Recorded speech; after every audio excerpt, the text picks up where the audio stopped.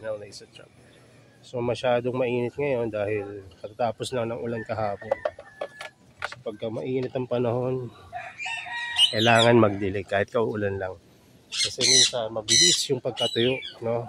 Pagkatapos ng ulan. Ay, wait lang. Ano nangyari ito?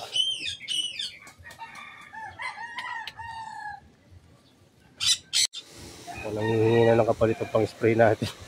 Umapal yan na yung switch. So, yan, dilig-dilig lang. So, dun sa mga maliliit yung paso, no? Yung mga beginner na paso, alam nyo na yan. Mga 3x3 kasi yung common na ginagamit natin. Okay naman yun. Kaya lang, kung talagang napakainit, kahit sabihin ni Sir Brian na, Kuya Brian na huwag kayong mag-water tray, sa time na yun, no, pwede na kayo mag-water tray. Kasi biro nyo, napakainit. Kung dilig kayo ng dilig ng 3-4 na beses isang araw, parang hassle na yun, di ba? So, lagyan nyo lang yung water tray nyo ng tubig na tatagal na at least ng 1 o 2 araw. Tapos noon, yan yung mag-dry yung tubig sa tray, inisan nyo, tsaka kayo magdagdag uli.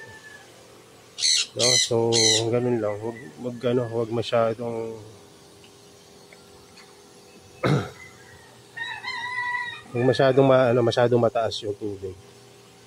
Kung mag-water tray kayo, ganun lang. Ang mga lang,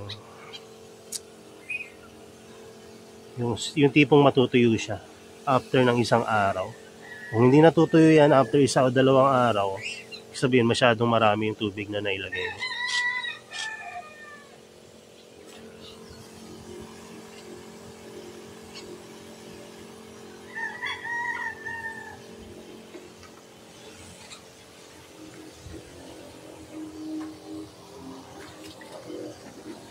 Sweet na nga.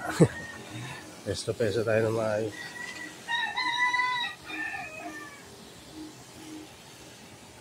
May mga nakabili sa inyo ng live sphagnum mo. Tapos sasabihin, tapos ang sunod na message yan, sir, paano to i-propagate? Paano to buhayin? Simple lang, parang halaman lang rin yan. Kailangan mong diligan, kailangan mong paarawan. Pero yung sphagnum moss, pag sa kararating lang sa inyo, huwag nyo agad paarawan ng gusto. Shaded lang, tapos diligan nyo ng medyo maganda-ganda. Tapos lagay nyo muna sa shaded. Yung tubig doon, kailangan nagdi-drain sa ilalim. Kasi kung hindi, mag-algae yun. Sakaling dumating sa inyo na nag-algae, maaring tumagal dyan sa biyahe or sabihin na lang natin na talagang nag-algae siya. So, pwede nyong gawin, lagay nyo ng huwag nyong karamihan yung tubig pagka magdidilig kayo, yung saktong-sakto lang. No? Para mamatay yung algae, hindi may healthy kayo ulit na sphagnum moss propagation.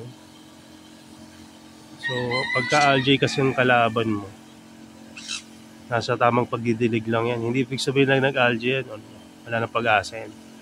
So, pwede mong kayut-kayurin, palitan ng medium, no? So, ganun lang. Parang halaman din yan. Ay, yung medium pala ha, kami hindi na kami nagamit ng medium. Pero kung gusto nyo gumamit ng medium sa sphagnum moss, no? Sphagnum moss rin yung medium niya. Yung mga dating dried brown part, ayun yung niya. Ayun yung medium niya. Pwede nyo ring tubig na lang. No, basta takahalera na maayos yan, diligan nyo na diligan, nahaba-tahaba rin yan. Mabilis sumaba yung sphagnum moss pagka tama yung pagkakatanim nyo. Pag-aalaga, syempre.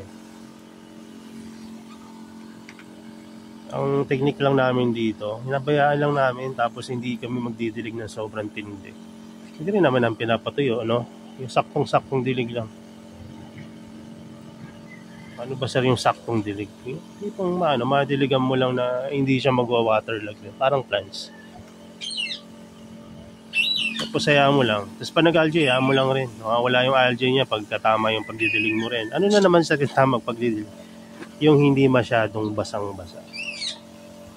Tapos lagay mo lang siya sa lilim. Kung mabilis matuyo, lagay mo sa lilim para hindi agad matuyo ng gusto. Kasi kung matuyo agad dyan, prone naman sila sa burn, tsaka yung mabilis sa pumuti yung heads. So, pagka namuti yan, na palagian, baka matuluyan. No? Kaya, alalay lang. Walang walang dikahon na advice pagdating sa paghahalaman. Alamin mo muna yung basic. Pag alam mo na yung basic, yan. Adjust ka base sa base sa environment na meron ka or growing area na meron ka.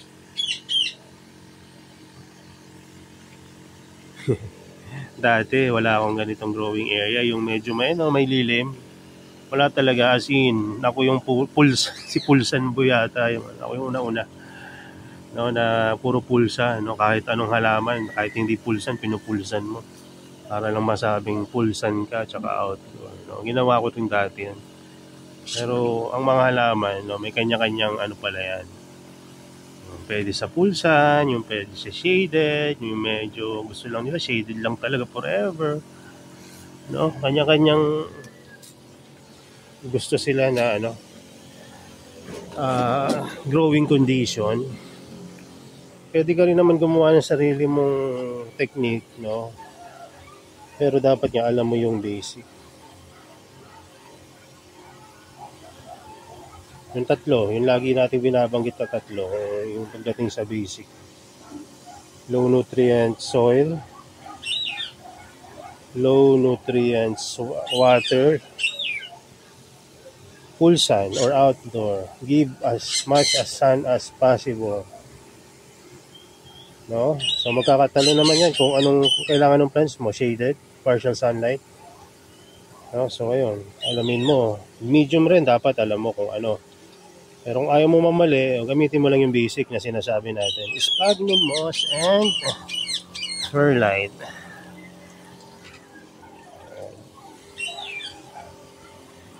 Nakakatawa talaga itong halaman.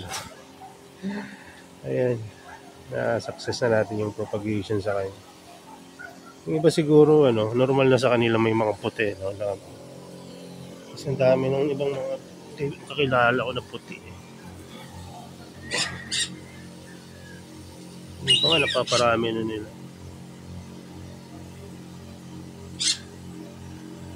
Kanya-kanyang taguan kasi ng technique rin yung iba. Pero okay lang.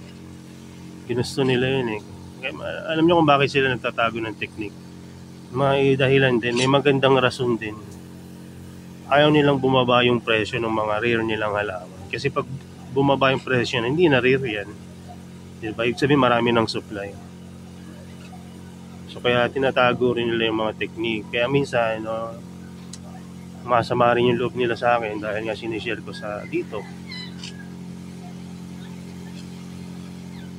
Pero ang dahilan ko naman kasi, hindi naman talaga sa hindi naman talaga dito sa pag-share ko yan nakababa. No, natututo rin yan kahit hindi mo turuan yan. Ako nga natuto Siyempre yung iba ganun din, natututo rin yan. Marunong rin yan mag-research, no?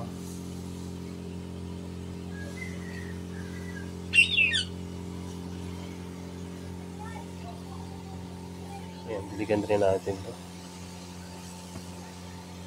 May paparating akong bago mga Elyamphora mamaya. Binigyan ako ni Sir Albert Santos. Salamat, sir. Kasi bumili ako sa kanya ng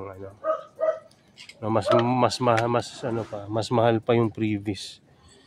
No, so ayun, hindi ko naman hiningi pero binigyan ako Siyempre hindi ko tatanggihan yan. So bumili ako ng Nepenthes seedling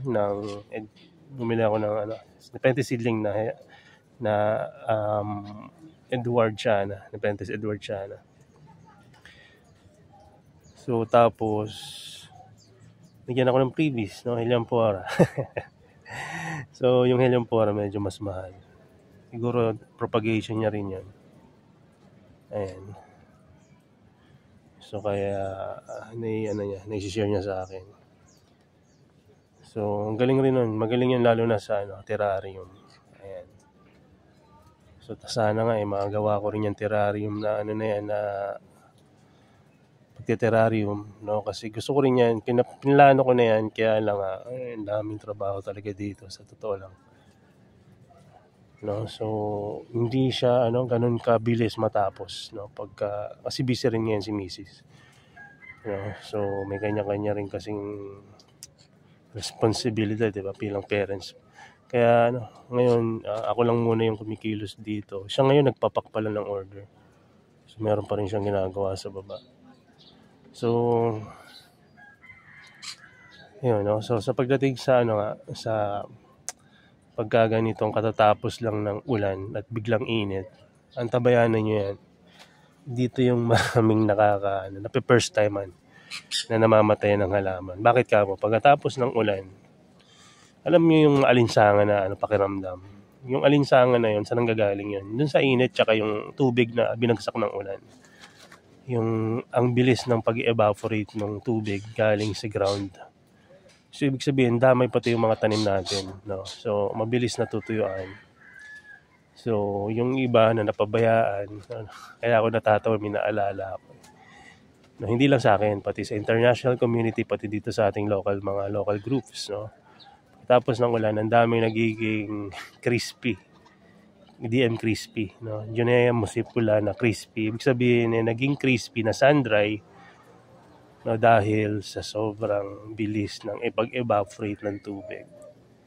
No? Pagka lalo na maliliit yung paso mo, ang bilis niyan matuyo. Kung malaki naman yan at pamist-mist ka lang, tapos sobrang init, no, tuyo rin yan. So, kaya minsan maganda rin talaga. Tinititigan mo rin yung halaman mo.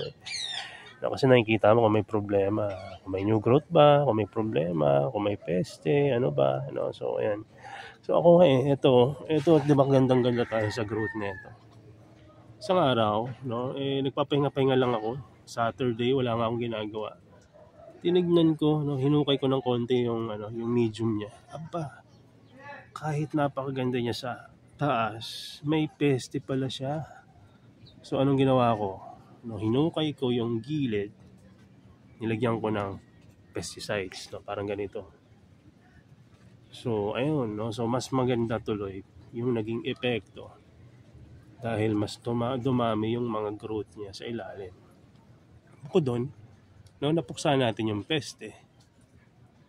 So, ayun yung magandang mga dapat natin gawin pagka tinititigan natin yung plant. So, yun lang muna. Medyo mekos-mekos na tong ating content, no, pero I'm sure may mga natututunan naman kayo sa mga pinagsasabi ko, no. So, nagagawa na natin ng yung para ano yung pagkakasunod-sunod niya para mas kumbaga mas solid yung ating content. Ayan, no? Kasi pa-practice pa tayo ngayon.